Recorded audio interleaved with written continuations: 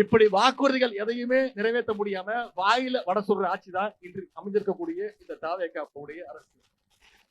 4 மணிக்கு ஏதாவது ஒரு ரீல்ஸ், தினமும் திசை திருப்புற வேலையை முதலமைச்சர் செஞ்சுட்டு இருக்கிறாரு. 2 நாட்களுக்கு முன்பு இந்த காவிரி பிரச்சனை எல்லாரும் பேசிட்டு இருக்கு, ஒட்டுமொத்த தமிழ்நாடு கொந்தளிச்சிட்டு இருக்கு. முதலமைச்சர் என்ன பண்றாரு?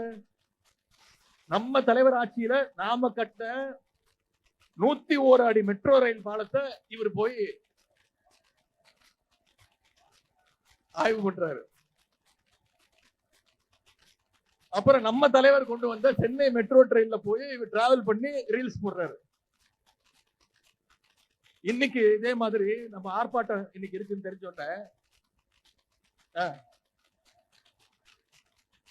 இதை டைவர்ட் பண்றதுக்கு, இந்த ஆர்ப்பாட்டத்தை டைவர்ட் பண்ணணுங்கிறதுக்காக காஞ்சிபுரத்துல சிப்காட்டுக்கு ஆய்வுக்கு போறாரு.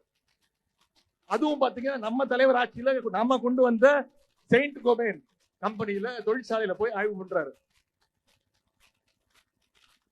ஆய்வு பண்றவரு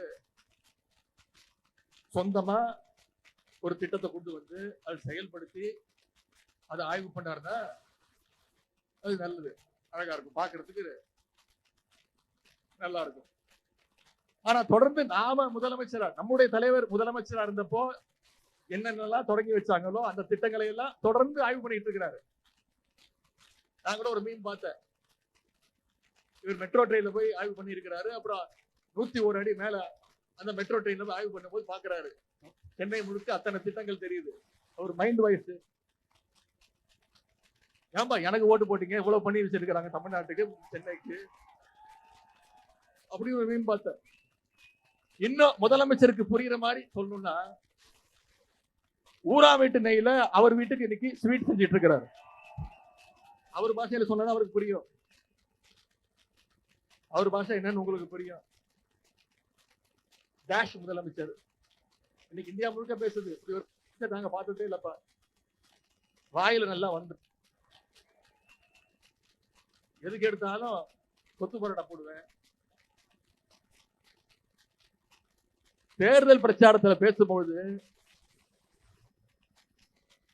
என்ன சொன்னாரு? அடுத்த ஜென்மம்னு ஒண்ணு இருந்தா விவசாயியா பிறக்கணும் அப்படின்னு சொன்னாரா இல்லையா? சரி, நான் கேட்கிறேன், இதுக்கு எதுக்கு அடுத்த ஜென்மம் வரைக்கும் வெயிட் பண்ணணும்? வாங்க, இந்த ஜென்மத்திலே விவசாயம் பண்ணலாமே, யாரு எப்ப வேற நினைச்சாலும் விவசாயம் பண்ணலாம். நான் சொல்றேன், மே 10ஆம் தேதியில இருந்து இந்த தரங்கெட்ட ஆட்சி அமைஞ்சதுல இருந்து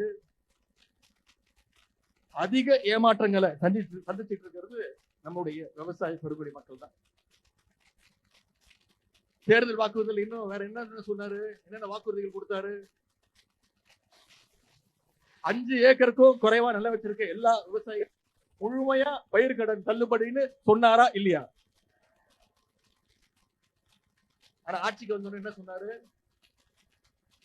50,000 ரூபாய்க்குள்ள கடன் வாங்கி இருந்தா மட்டும்தான் பயிர் கடன் தள்ளுபடின்னு சொன்னார். உடனே நம்முடைய தலைவர் அவர்கள் எதிர்ப்பு தெரிவிச்சாரு, அனைத்து விவசாய சங்கங்களும் எதிர்ப்பு தெரிவிச்சது. உடனே மாத்தினாங்க,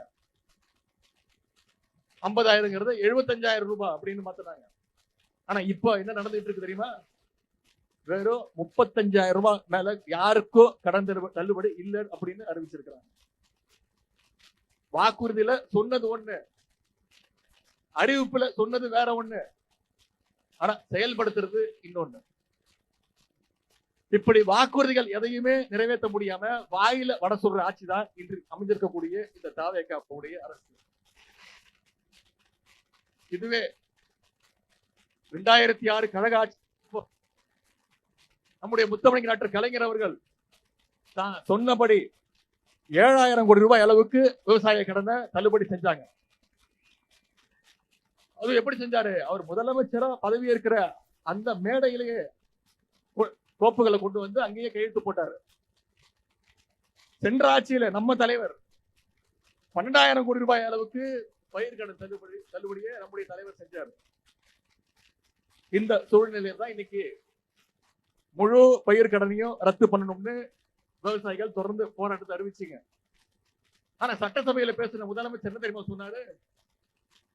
திமுகவுடைய தூண்டுதலால இன்னைக்கு விவசாயிகள் போராட்டத்தில் இறங்கியிருக்காங்கன்னு உங்களுடைய போராட்டத்தை கொச்சப்படுத்தினவர் இன்றைய முதலமைச்சர் அவர்கள்.